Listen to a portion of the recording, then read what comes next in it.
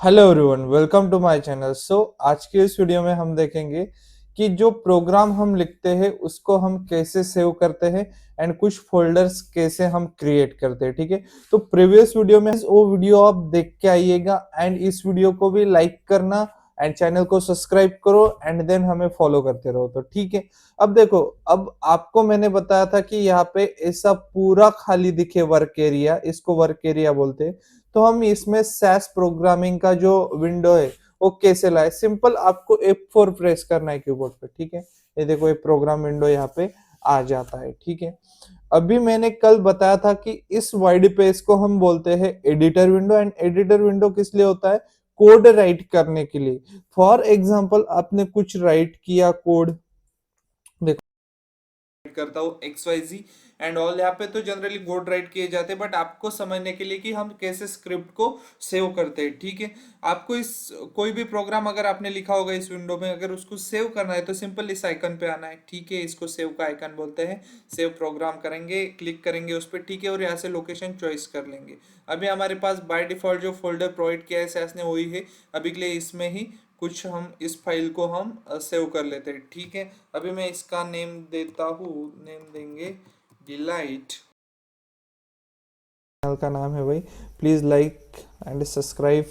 Okay, delight data and simple यहाँ पे save पे हम क्लिक कर देंगे। ठीक है, कर दूँ तो कर देते हैं भाई। ठीक है, अभी देखो कौन सा फोल्डर हमने सिलेक्ट किया था। ये किया था, ये तो नहीं किया था। ठीक है, ये फाइल्स एंड होम होता है बेसिकली। ये क्या है उसकी बात भी हम आगे करते हैं। ठीक है, देखो, इसको मैंने सिलेक्ट किया था, इसको एक्सपांड कर दे जरा। देखो ये कोड आ गया है क्या? इसको मैं यहाँ से क्लोज कर दूंगा। अभी आप इस पर डबल क्लिक करिएगा। देखो, डबल क्लिक करने के बाद वही कोड मुझे मिल जाएगा। ठीक है, वो अभी कहीं भी नहीं जाएगा। अगर आप ऐसा करते, मैं फिर से F4 दबा के न्यू विंडो ले रहा हूँ, आप लिखते कुछ भी, देखो मैं कोडिंग लिख नहीं रहा हूँ, इस चीज को मुझे सेव करना है। ठीक है, बट मैंने सेव नहीं किया, जल्दी जल्दी में इसको क्लोज कर दिया डोंट सेव बोल के। ठीक है, अभी मुझे बताओ भाई, जो हमने अभी नया यहाँ पे विंडो लिया था उसमें जो भी कोडिंग किया था वो आप कभी भी देख पाओगे क्या? नहीं देख पाओगे। ठीक है, इसीलिए इंपॉर्टेंट होता है सेव करना। ठीक है, अभी जो कोड तुमने सेव किया इस फोल्डर में, ये तो सैस ने हमें ऑटोमेटिकली क्रिएट करके दिया हुआ एक फोल्डर है। बट तुम ऐसा चाहते हो कि जो भी मैं कुछ कोड लिखूं मैं अपने एक बनाए हुए फोल्डर में लिखूं, अपने खुद का जो मैंने बनाया है उस फोल्डर में उस कोड को मैं सेव कर लूं। ठीक है, मतलब वो जो पूरा फाइल है कोड का, उसे मैं ऐसी जगह पे सेव करूं जहां पे मेरा खुद का फोल्डर हो। आप ऐसा चाहते हो तो इस केस में आप क्या करोगे? इस केस में आप अपना एक न्यू फोल्डर क्रिएट कर सकते हो। ठीक है, उसके दो तरीके हैं। इन सारी चीज़ों को हम क्लोज करते हैं। पहले तो आप न्यू में आके या फिर फोल्डर में आके एंड यहाँ से आप न्यू फोल्डर क्रिएट कर सकते हो। ठीक है, अभी मैं नेम देता हूँ कुछ भी, राज नाम का एक फोल्डर बनाते हैं एंड देन यहाँ पे सेव पे क्लिक करना है। ठीक है, देखो अभी ये जो फोल्डर है आपका, ये सेव हुआ इसमें, किसमें? सैस यूजर एक फोल्डर में ही फोल्डर सेव हो गया राज नाम का। ठीक है, आप भी देख सकते हो। बट आपको ऐसा नहीं चाहिए, जैसा है यहाँ पे है। जैसे मैं इसको एक्सपांड करता हूँ, फाइल्स एंड होम्स को, ये जो लिखा है फाइल्स होम्स, इसमें ही आपको आपका नया राज फोल्डर चाहिए। तो आप क्या करोगे? आपको सबसे पहले जिसमें आपको फोल्डर क्रिएट करना है उसको क्लिक करके रखना है। इसमें आपको दिखना चाहिए ना, ये एक्सपांड करके देखो, जैसे ये दिख रहा है ऐसे। तो इस पे क्लिक करो एंड देन यहाँ पे आओ न्यू पे एंड फिर फोल्डर पे क्लिक करो एंड देन मैं यहाँ पे अब लिखता हूँ, क्या लिखूँ अब? राज अहिरे नाम का बनाते हैं इस बार। ओके, अब इसको हम सेव कर देते हैं। अभी देखो भाई, राज अहिरे कहाँ पे दिख रहा है आपको? इस पे क्लिक किया तो इसमें ही वो फोल्डर बन गया। ठीक है, वो राज इसमें क्लिक किया था। आप चाहते हो कि मुझे राज अहिरे में भी एक फोल्डर बनाना है, फोल्डर के अंदर फोल्डर क्रिएट करना है, मैं कर सकता हूँ क्या सर? हाँ बिल्कुल कर सकते हो। क्या करना है आपको? इसके अंदर एक फोल्डर बनाना है ना, इसको क्लिक करिएगा, इसमें जाइएगा, फोल्डर पे जाइएगा एंड देन आपको क्या करना है? XYZ नाम का मैं एक फोल्डर क्रिएट करता हूँ, नाम दे दीजिएगा एंड देन उसको सेव कर दीजिएगा।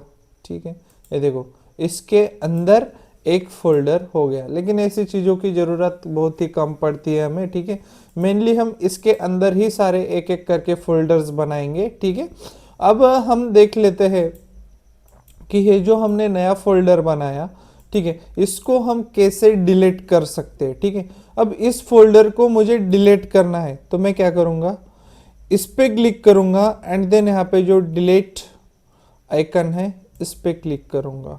ठीक है,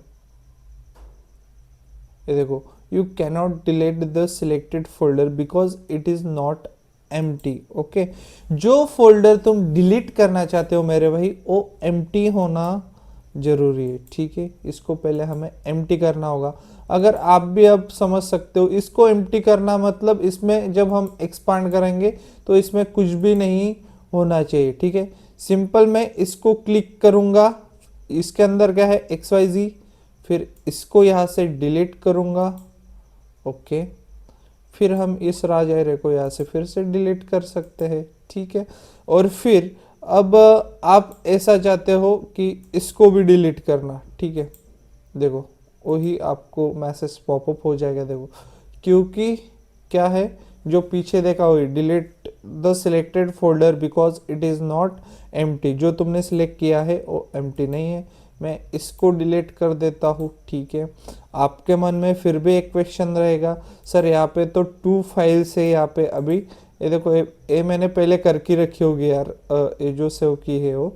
ठीक है, ये जो मैंने यहाँ पे अपलोड की होगी कोई तो फाइल वो है, उसका टेंशन ना लेना। मैं क्या बात कर रहा था, आप सोचोगे सर फोल्डर के अंदर अगर कोई दूसरा फोल्डर है तभी ही हमें डिलीट करने की परमिशन नहीं होती, अगर आपको ऐसा क्वेश्चन आ रहा है। ठीक है, अब अभी तो फोल्डर्स के अंदर कुछ फाइल्स है, अभी फोल्डर्स के अंदर फोल्डर्स नहीं दिख रहे हैं आपको। ठीक है, फिर भी हमें इस फाइल के साथ फोल्डर डिलीट हो जाएगा क्या, देखो भाई करके देख लेते हैं।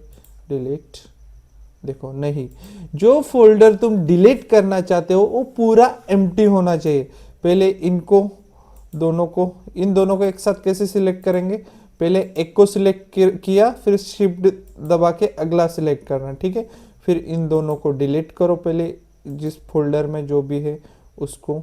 ओके, फिर उसके बाद तुम इसको डिलीट कर सकते हो। ठीक है, अभी तो इसमें एक भी फोल्डर नहीं है भाई, इसमें अब फोल्डर क्रिएट करना पड़ेगा। ठीक है, अब मैं आपको बताता हूँ फोल्डर क्रिएट करने का सेकेंड वे। ठीक है, सेकेंड सबसे आसान फोल्डर हम इसमें ही बनाएंगे।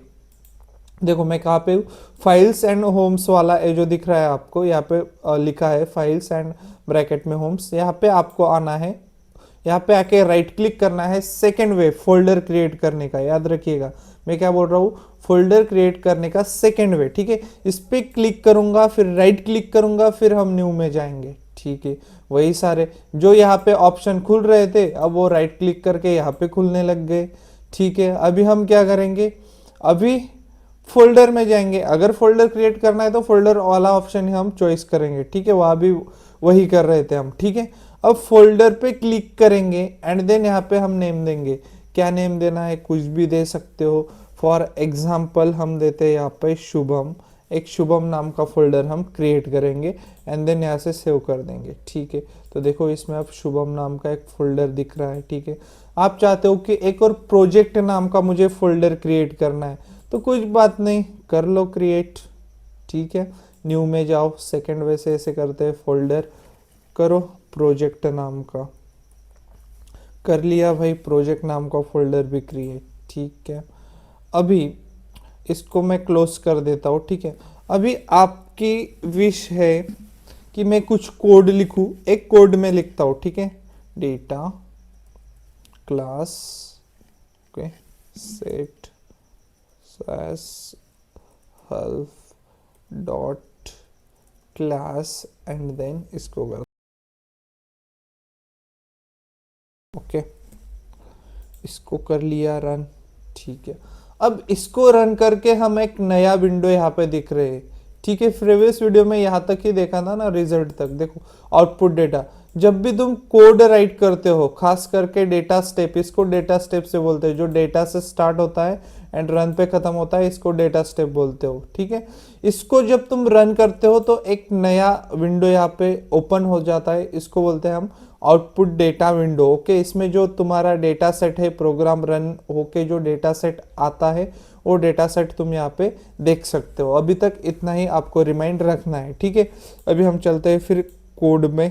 ठीक है, अभी हम क्यों हमने एक प्रोग्राम लिखा, हमें सेव करना है। ठीक है, या तो प्रोजेक्ट में करो या तो शुभम में करो। कैसे कर सकते हो, या तो एक काम कर लो, इस बार कंट्रोल एस मैंने प्रेस किया कीबोर्ड, इस बार मैंने क्या प्रेस किया, control S. Okay, control S करके भी सेव कर सकते हो, या तो उस आइकॉन पे क्लिक करके सेव करना है। ठीक है, अभी आपको पूछ रहा है भाई कहाँ पे, प्रोजेक्ट में करना है या शुभम में, कहाँ पे सेव करना चाहते हो।